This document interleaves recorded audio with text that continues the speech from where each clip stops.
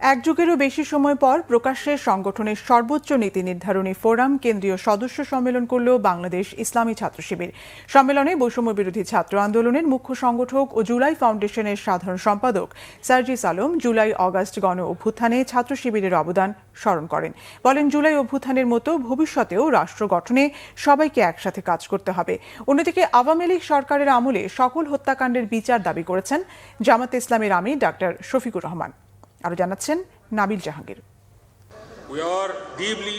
দীর্ঘ প্রায় 14 বছর পর প্রকাশ্যে বাংলাদেশ ইসলামী ছাত্র শিবিরের কেন্দ্রীয় সদস্য সম্মেলন। সারা দেশ থেকে সোহরাওয়ার্দী উদ্যানে জড়ো হন ছাত্র শিবিরের সদস্যরা।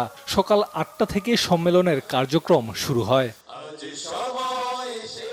ছাত্র শিবির ছাড়াও এতে অংশ নেন জামায়াত ইসলাম সহ বিভিন্ন রাজনৈতিক সংগঠনের নেতৃবৃন্দ। এ সময় জুলাই আগস্ট গণ অভ্যুত্থানে ছাত্র শিবিরের অবদানের কথা উল্লেখ করেন নাগরিক কমিটির মুখ্য সংগঠক সার্জিস আলম।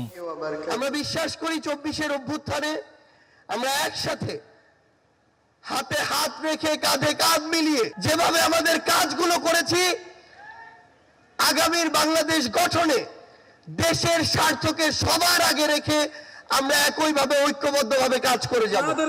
জামায়াতে ইসলামের সেক্রেটারি জেনারেল মিয়া গোলাম পরোয়ার বলেন, গেল 15 বছর নানাভাবে শিবিরকে ধ্বংস করার চেষ্টা করা হলেও সংগঠনটি ঘুরে দাঁড়াতে সক্ষম হয়েছে।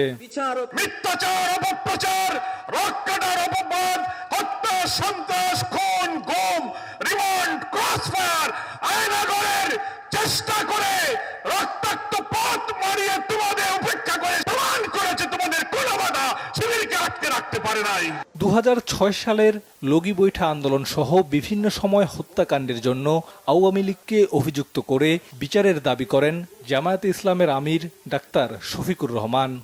2006 সালের 28 অক্টোবর রাজপথে সেদিন পল্টন মোড়ে মানুষগুলাকে নির্মমভাবে পিটিয়ে পিটিয়ে হত্যা করা হয়েছিল। সেদিনকার হত্যাকাণ্ড থেকে শুরু করে 2009 সালের 10 জানুয়ারি ক্ষমতায় আসার পর থেকে ধারাবাহিকভাবে যতগুলা হত্যাকাণ্ড সংগঠিত করেছেন তার সবগুলার বিচারই বাংলার মানুষ চায়। এ সময় জাতীয় ঐক্য বজায় রাখার উপর গুরুত্ব দেন সম্মেলনে অংশ নেয়া নেতারা। নাবিল জাহাঙ্গীর, বাংলা ভিশন, ঢাকা।